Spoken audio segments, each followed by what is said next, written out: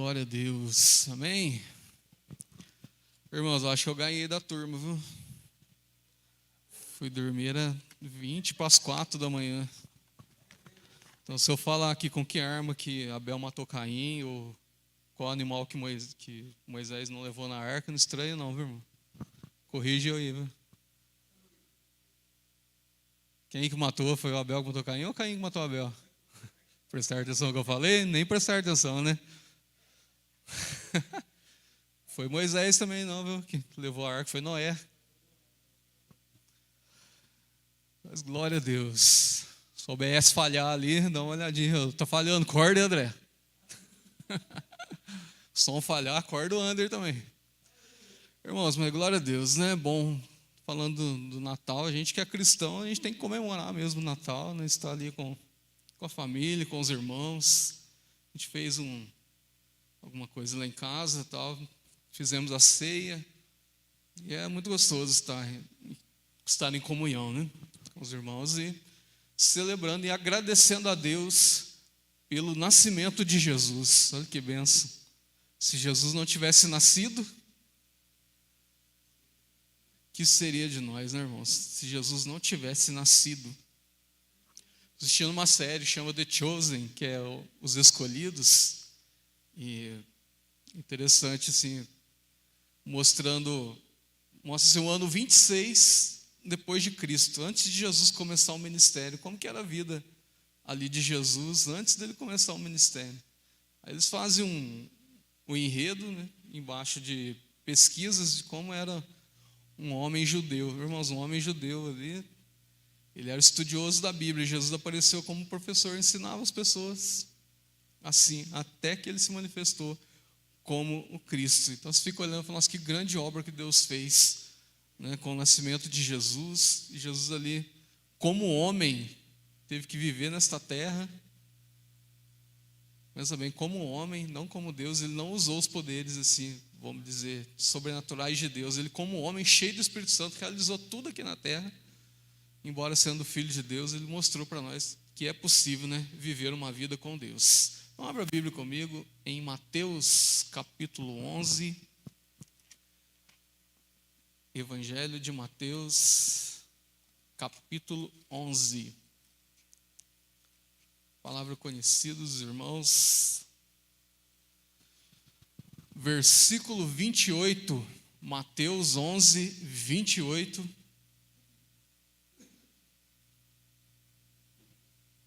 Diz assim, ó, a palavra, Evangelho de Mateus 11, 28. Vinde a mim todos os que estáis cansados e sobrecarregados, e eu vos aliviarei. Tomai sobre vós o meu jugo e aprendei de mim, porque sou manso e humilde de coração, e encontrareis descanso para as vossas almas, pois o meu jugo é suave e o meu fardo é leve. Amém? Glória a Deus, Senhor, a tua palavra. Que o Senhor nos abençoe, que nesta manhã possa falar conosco em nome de Jesus. Amém. Glória a Deus. Pode se sentar.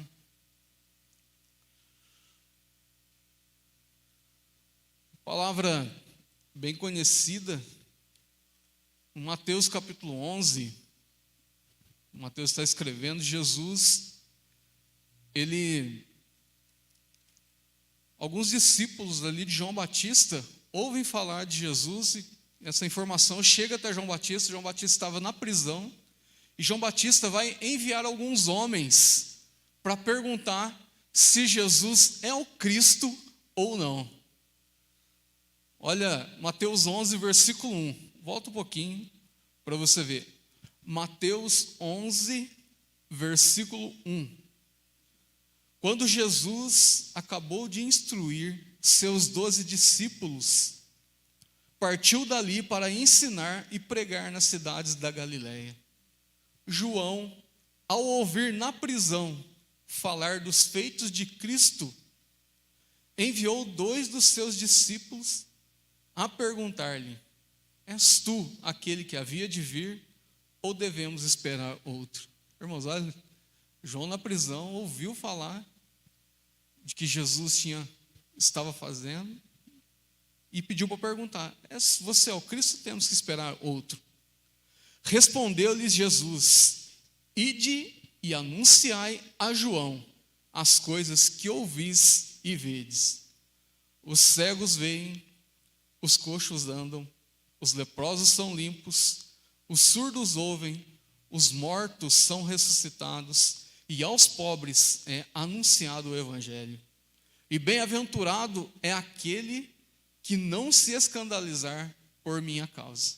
Olha, irmãos, a informação que vai para João Batista: os cegos estão vendo, os coxos estão andando, os leprosos, que era uma doença muito comum na época, estão sendo curados, até os mortos estão sendo ressuscitados. Por quê, irmãos, que Jesus mandou dizer isso para João Batista?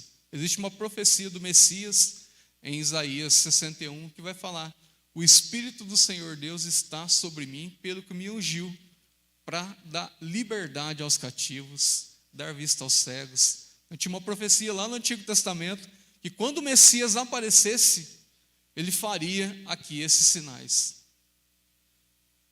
Amém? Então Jesus, ele vem, né, nesse Mateus capítulo 11, fazendo também uma advertência, porque Jesus fez muitos milagres, mas em algumas cidades que ele fez muitos milagres ali, não houve arrependimento. As pessoas não entregaram sua vida para Jesus. Olha Mateus 11, versículo 20. Evangelho de Mateus 11, versículo 20. Então começou ele a denunciar as cidades onde realizou a maior parte dos seus milagres, por não se terem arrependido.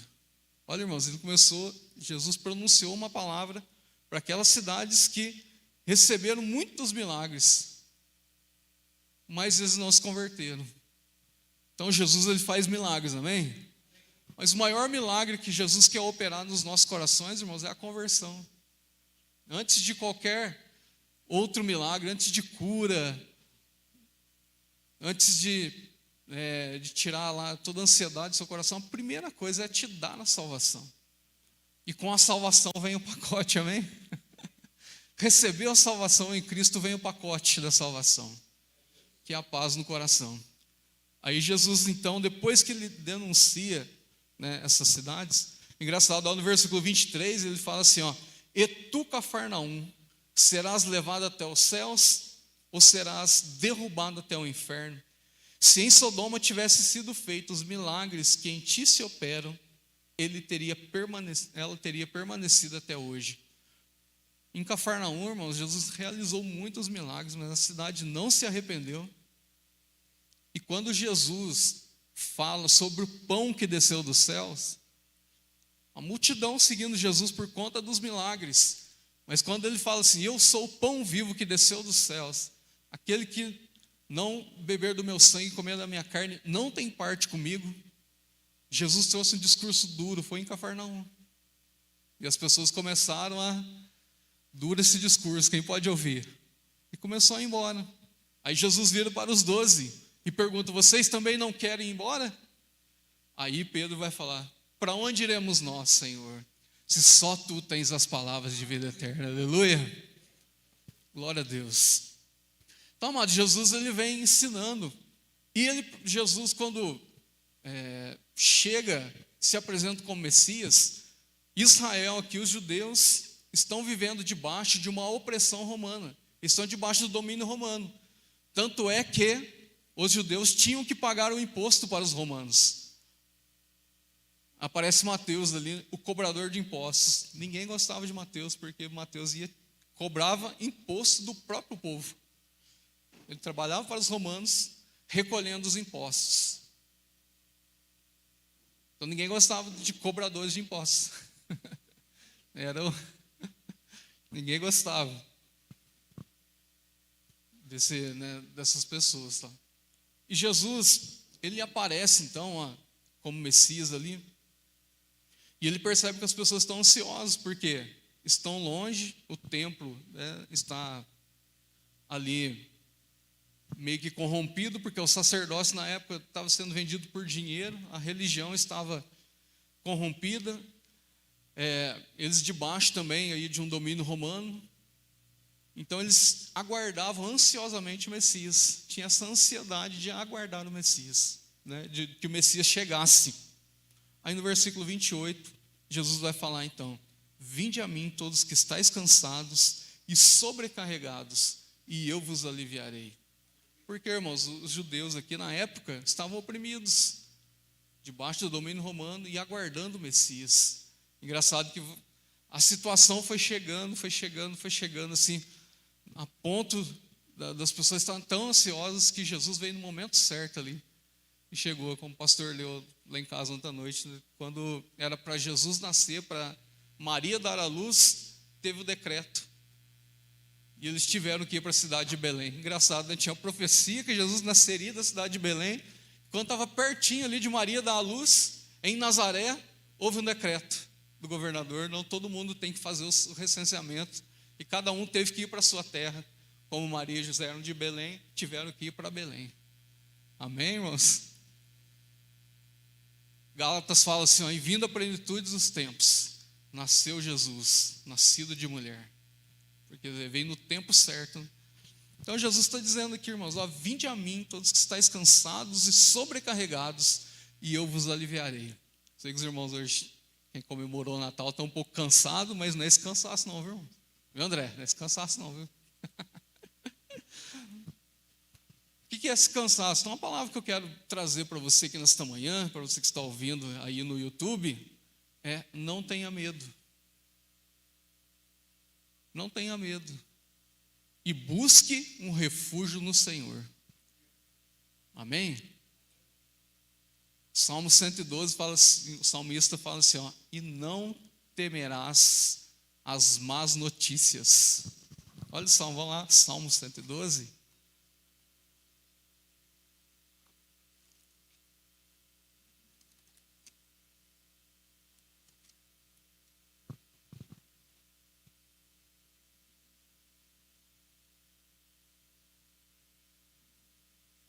Versículo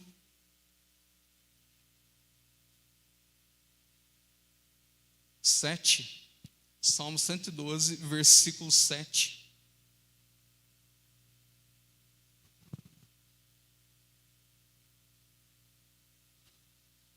Olha o que o salmista está falando, aquele que está firme, né, na casa de Deus, não temerás maus rumores. Algumas traduções dizem: não temerás más notícias.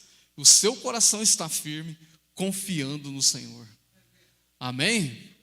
Então, amados, nós vamos entrar em 2023 agora. Gera uma ansiedade no nosso coração, uma preocupação do que vai ser no ano que vem.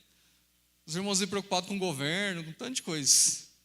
Aí você entra na discussão, preocupado, irmãos, com o país. Mas eu falo para você: não temerás as más notícias, amém?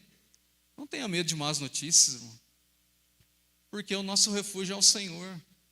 A nossa vida está no Senhor. Já falei aqui na igreja que a igreja prosperou mesmo estando em Atos dos Apóstolos. Você vê que a igreja prosperou mesmo estando debaixo do domínio que era contrário à igreja. Então o nosso crescimento, a nossa vida com Deus não depende, irmãos, né, das más notícias que nós estamos ouvindo. E você fica lá assistindo muitas más notícias, aquilo vai deixar você oprimido. Não é verdade? Você assiste: nossa, aconteceu assassinato assim, aconteceu, roubaram lá. Meu irmão, você fica paranoico, você fica, nossa. Vê tanta notícia de roubo. Teu irmão contou um ano que parou no sinal vermelho em Campinas. O cara veio pedir alguma coisa, ficou com medo de ser roubado. Mas porque a gente vê tanta notícia de acontecer os roubos, que aquilo cria mesmo um negócio na nossa mente que vai acontecer com a gente, irmão. É um medo, né? Não tenha medo, tá bom? Não fique vendo más notícias. Põe um culto lá, abençoado. Amém? Então, amados, Jesus falou assim: vinde a mim, você que está cansado, está sobrecarregado, e eu vos aliviarei. Olha que benção. Quero falar um pouquinho também sobre quando você tem aquela ansiedade no coração, porque o medo, ele gera ansiedade. A pessoa tem medo de alguma coisa, gera ansiedade no coração. E engraçado, eu estava lendo sobre ansiedade, irmãos, e olha, eu trouxe alguns conceitos da ansiedade, que segundo psicólogos, falam da ansiedade. Não sabia que tinha tanta divisão de ansiedade. A primeira é o transtorno de ansiedade generalizada, que é chamado de TAG, T-A-G. O que é esse transtorno? Transtorno de ansiedade generalizada é a combinação da preocupação excessiva com o estresse contínuo. Uma preocupação excessiva com o estresse contínuo. Olha, uma ansiedade generalizada. Está preocupado com alguma coisa? Está com medo aí do futuro? Está te trazendo um estresse contínuo? Irmão, precisa confiar no Senhor e buscar refúgio em Deus, amém? E olha que interessante, esse tipo de ansiedade, ela ocorre quando essa preocupação passa a interferir na sua rotina, no seu dia a dia. Aquela preocupação, aquela ansiedade está interferindo no seu dia a dia. Um segundo conceito de ansiedade é a síndrome do pânico. Eu já vivi isso dentro da minha casa, a Patrícia já teve esse tipo de ansiedade. O que é isso? É um transtorno da ansiedade. Então a pessoa já é ansiosa, ainda tem um transtorno da ansiedade. Nesse caso, então, a pessoa acredita que está prestes a morrer e perdendo o controle de tudo. Olha, quando a pessoa está no pânico, ela acredita que está prestes a morrer e perde o controle de tudo. Engraçado que isso pode causar um ataque do coração na pessoa, fisicamente, esse tipo de pânico. Um terceiro sintoma que da ansiedade, a fobia social. O que é isso? A fobia ou ansiedade social é um dos tipos mais comuns e acontece sempre quando a pessoa está em público. Irmãos, esse ano eu presenciei muito dessa fobia social com jovens de 13, 14 anos, jovens que teve que ser tirado do ambiente que estava ali com as pessoas e colocado num lugar sozinho para conseguir ali parar de tremer ou parar de chorar. Um negócio não está brincadeira, irmãos. Não está brincadeira. Entre os jovens de 13 e 14 anos. Vi muitos casos esse ano. Eu fiquei horrorizado. Falei, meu Deus, como a ausência de Deus está acabando com as pessoas, né? Um outro conceito de ansiedade, transtorno obsessivo ou compulsivo. É um distúrbio psiquiátrico caracterizado, então, por movimentos repetitivos e comportamentos compulsivos. É o medo de perder o controle ou ser responsável por algo terrível para si ou para as outras pessoas. A pessoa tem medo de estar fazendo mal para si mesmo ou mal para as outras pessoas. É um tipo de ansiedade. E um último aqui, transtorno de estresse pós-traumático. O que é isso? O transtorno de estresse pós-traumático, ele é causado por um trauma ou acontecimento terrível. A pessoa passa por momentos de confusão e medo, recordando os mesmos sentimentos que sentiu durante o ocorrido. Então a pessoa passou por algo terrível na vida, e aquele sentimento, quando ela passou por aquele momento difícil, fica vindo em todo o tempo na mente da pessoa. E a pessoa então tem esse transtorno aí de estresse. Irmãos, mas por que tem acontecido isso? A ausência de Deus nas casas. E eu falo para você, a ausência de Deus nas casas até dos crentes. Até dos irmãos que estão vindo na igreja tem uma ausência de Deus em casa. A gente fica vendo, né, as crianças crescendo, irmãos, porque a gente trabalha com jovens. A gente começa a ler os jovens assim, fala, esse pai não é presente. Esse último que eu li para você, que é o transtorno de estresse, muitos jovens que passaram este ano, que eu presenciei, aí ia contar a história do jovem ou da jovem, foi abusado dentro de casa, né? Sofreu um abuso dentro de casa. Com o pai, com o avô, com o tio. Porque, irmãos, as crianças estão ficando abandonadas. Você que é pai, pelo amor de Deus, eu peço, eu imploro para você, esteja junto do seu filho, seja presente, irmão. Porque a ausência do pai ali, engraçado que tem pais que são tão ausentes, está dentro de casa e é ausente na vida da criança, tanto do menino ou da menina. Não senta, não brinca. Irmãos, um simples desenho que você senta, coloca o seu filho, sua filha no colo e desenha com ele ali. Um simples ato, irmão, presença de pai.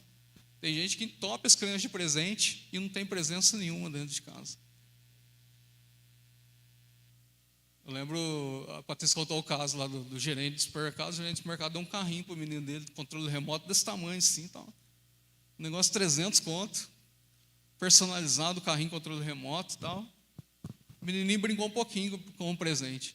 No outro dia, ele estava de folga lá, mora numa casa que tem um terreno que tem terra, areia e tal. Ele estava construindo lá. 2 garrafas. Sentou com o menino na areia e começou a brincar com as garrafinhas. Ficou o dia inteiro brincando com o menino, com 2 garrafinhas de pet. E o presente que é lá 200 conto, que é caríssimo. Mas o que a criança quer, irmãos? É a presença. Porque senão vai crescendo, a criança vai crescendo solta e tal. E outra coisa, irmãos, que gera ansiedade na criança, é palavras negativas. Você cobra demais da criança. Fala palavras negativas para ela, isso vai gerando uma ansiedade, vai gerando uma... Em vez da criança te amar, vai gerando uma força contrária, igual um imã. E quando ela crescer, irmãos, olha, se você não dá atenção, não dá o amor que ela precisa dentro de casa, ela vai buscar lá fora. E às vezes de maneira errada e fora da vontade de Deus.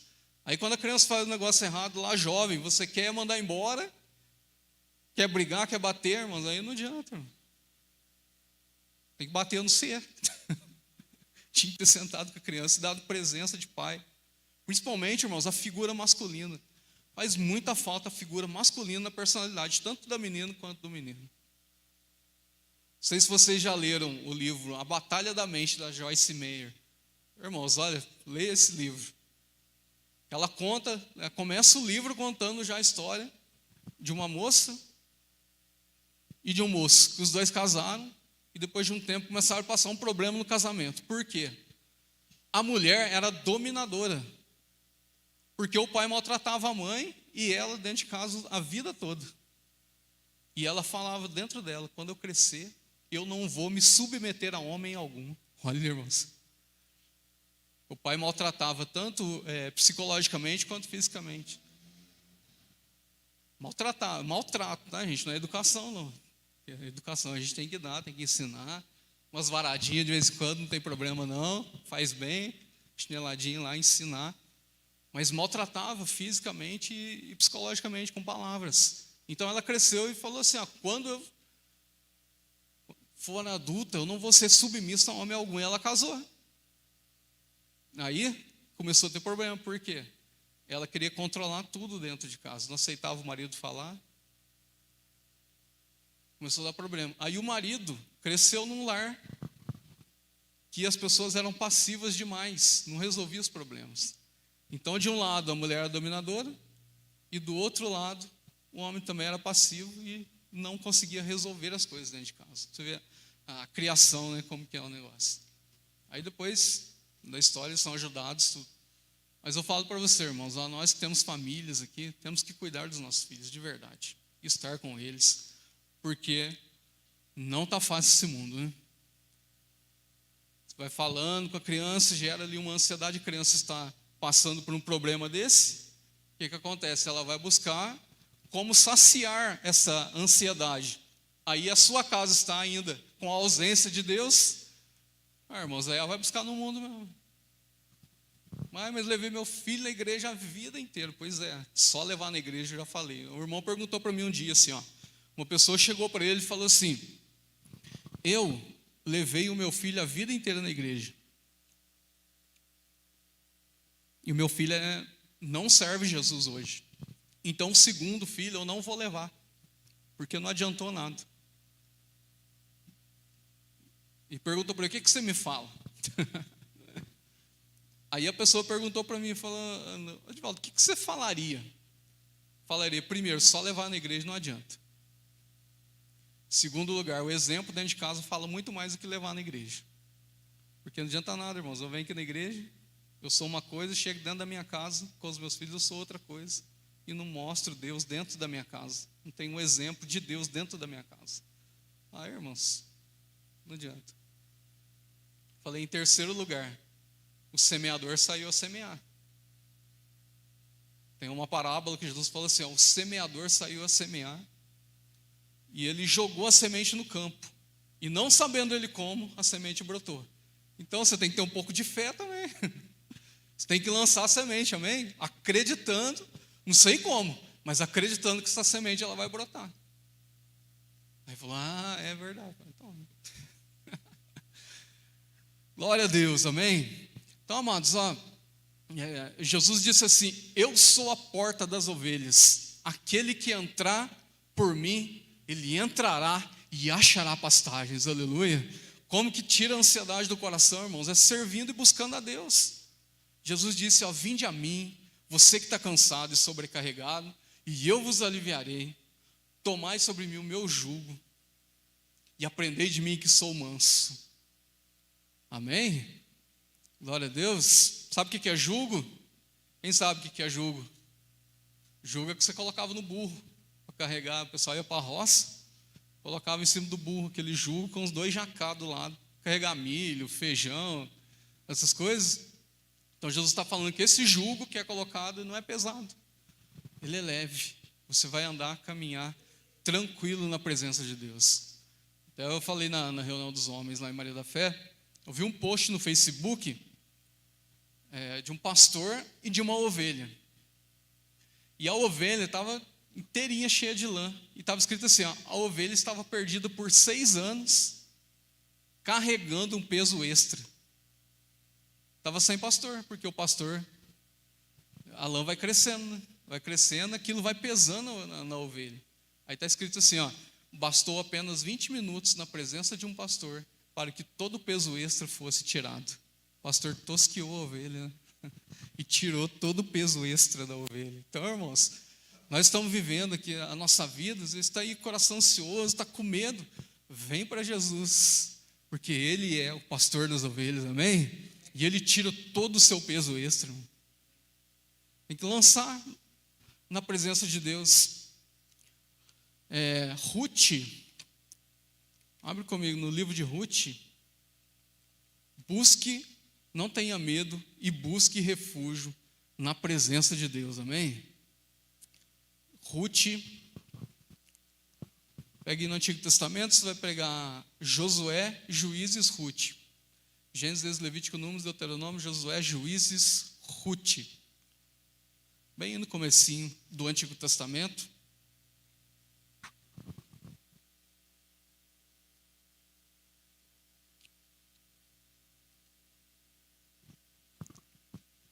Ruth, capítulo 2, versículo 1. Tinha Noemi um parente de seu marido, homem poderoso e rico, da família de Elimeleque, o qual se chamava Boaz. Irmãos, a história de Ruth, ela é uma moabita, né? Noemi, quando ela sai de Israel por conta da fome, ela sai com seu marido Elimeleque, e eles vão então para a terra de Moabe. Chegando lá, na terra de Moabe, olha o versículo, Ruth capítulo 1, versículo 2, só para você entender a história. Chamava-se este homem Elimeleque e sua mulher Noemi, e os filhos se chamavam Malom e Quilion, efrateus de Belém de Judá, foram a Moabe e ficaram ali. Morreu Elimeleque, marido de Noemi, e ficou ela só com seus 2 filhos, que se casaram com mulheres moabitas. O nome de uma era Orfa e da outra Ruth, quando já fazia quase 10 anos que moravam ali. Morreram também Malom e Quilion, ficando assim a mulher desamparada de seus 2 filhos e de seu marido. Então levantou-se Noemi com as suas noras para partir do país de Moabe, porque ouviu que o Senhor tinha ajudado o seu povo, dando-lhe alimento. Amém? Então, amados, a história, morreu os 2 filhos também de Noemi, além do marido, e agora ela ficou desamparada. Então Noemi resolve voltar para a terra de Israel, porque ouviu que o Senhor estava sustentando o povo lá. E a Noemi, então, ela vai despedir as suas noras, dizendo que elas podem voltar para os seus pais. A órfã, ela voltou para os pais, mas a Ruth não. A Ruth falou assim: não, eu não deixarei você sozinha. Onde você fores, eu irei. E onde você repousar, eu repousarei, e o seu Deus será o meu Deus. Olha, irmãos, uma mulher moabita, agora não deixou a nora e falou assim: o seu Deus também será o meu Deus. Aí no capítulo 2, fala assim, quando eles voltaram, né? No capítulo 2 agora.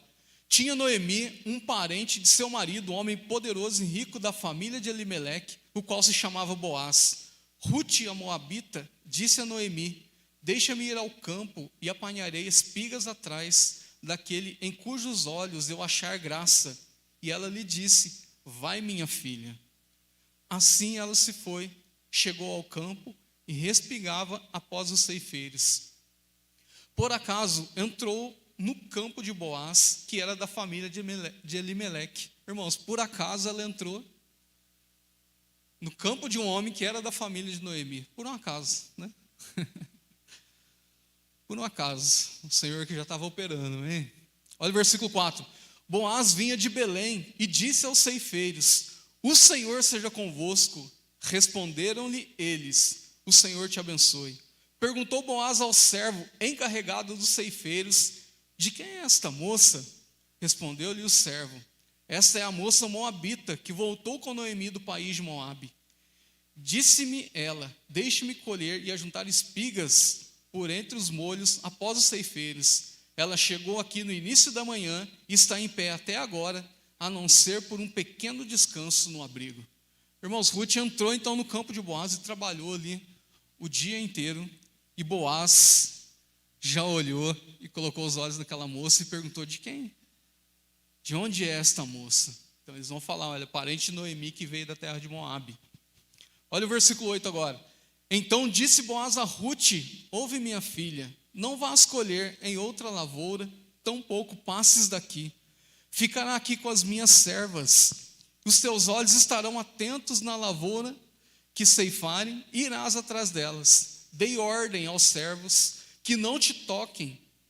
Quando tiveres sedes, vai aos vasos e bebe do que os servos tiverem tirado. Então ela, inclinando-se e prostrando-se com o rosto em terra, perguntou-lhe: por que achei graça aos teus olhos, para que me faças caso de mim, sendo eu estrangeira?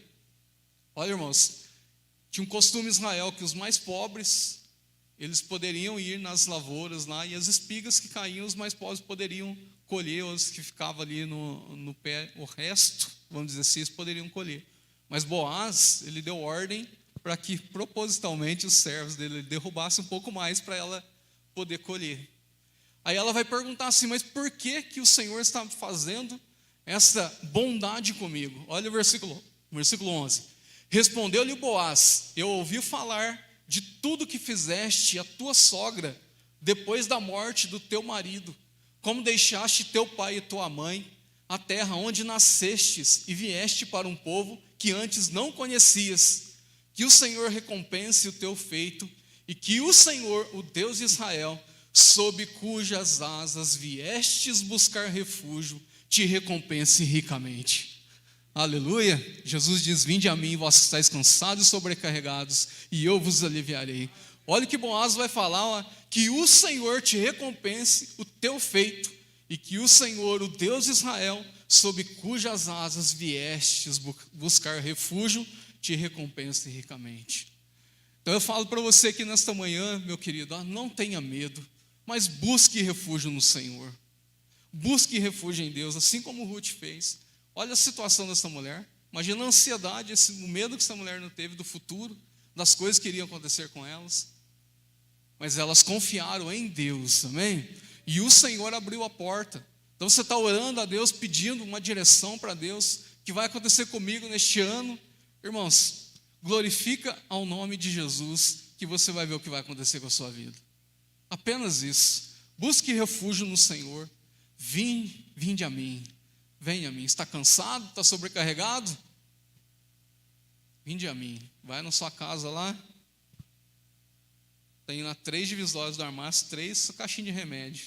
Misericórdia, irmãos. Busque refúgio no Senhor. Irmãos, que está dando até broga, entupido de remédio, porque está ansioso. Busque refúgio, irmãos, na oração. Busque refúgio em Deus. Olha o Salmo 118, versículo 8. Salmo 118, versículo 8.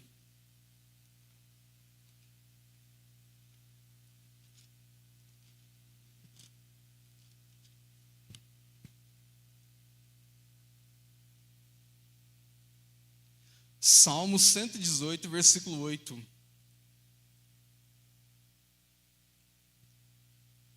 É melhor, olha, irmãos, que palavra, é melhor refugiar-se no Senhor do que confiar no homem. Então ele está falando, ó, é melhor refugiar-se no Senhor do que confiar no homem, confiar em qualquer outra coisa. Ó, é melhor refugiar-se, versículo 9, é melhor refugiar-se no Senhor do que confiar nos príncipes. O salmista está dizendo, é melhor confiar no Senhor. Salmo 116, olha o versículo 6 aí, Salmo 116, versículo 6.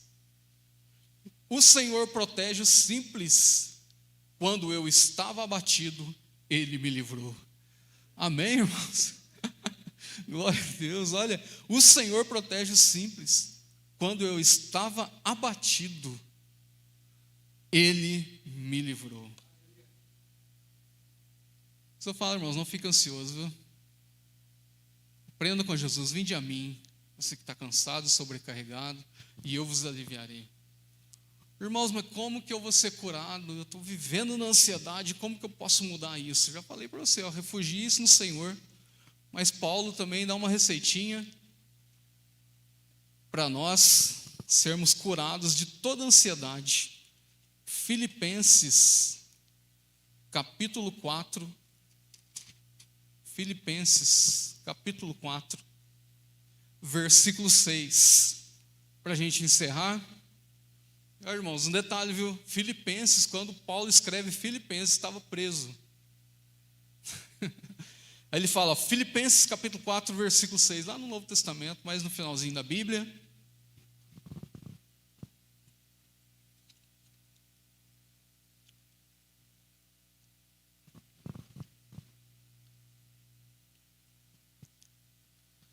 Fala assim, ó, não andeis ansiosos por coisa alguma. Estou ansioso para trocar o carro. Estou brincando, irmãos. Mas não andeis ansiosos por coisa alguma, irmão. Mas em tudo pela oração. Em tudo que ele está falando, não andeis ansiosos por nada. Mas em tudo você tem que colocar na oração e pela súplica com ações de graças. E sejam então as vossas petições conhecidas diante de Deus. O que vai acontecer? E a paz de Deus, que excede todo entendimento, guardará o vosso coração e a vossa mente em Cristo Jesus. Amém? Irmãos, olha, é muito melhor refugiar-se no Senhor. Está ansioso com alguma coisa? Paulo está dizendo, não andeis ansiosos por nada, mas em tudo coloca na oração, confiando ali em Deus, que a paz de Deus ela vai exceder todo o mau pensamento que está aí, todo pensamento de ansiedade. A paz de Deus será maior, amém? E vai guardar a sua mente em Cristo Jesus. Glória a Deus. Então Deus te abençoe nesta manhã, vamos ficar em pé. Deus é maravilhoso, irmãos. Olha, vinde a mim, vós que estáis cansados, sobrecarregados, e eu vos aliviarei. Glória a Deus. Então feche teus olhos. Oh, aleluia. Vou fazer uma oração. Se você também quiser receber uma oração da igreja, quiser vir aqui à frente, estaremos colocando as mãos sobre você, pela tua vida. Mas, irmãos, confia no Senhor. Muito melhor refugiar-se no Senhor Muito melhor refugiar-se no Senhor. Muito melhor. Jesus está dizendo: vinde a mim. Você que está cansado, sobrecarregado, ansioso, com medo do que vai acontecer. Eu falo: busque refúgio no Senhor. Busque refúgio na presença de Deus. Oh, aleluia. Tu és santo, Senhor. Tu és santo. Pai querido, queremos entregar, Pai, nas suas mãos. Glória a Deus. Você deveria estar aqui louvando um hino.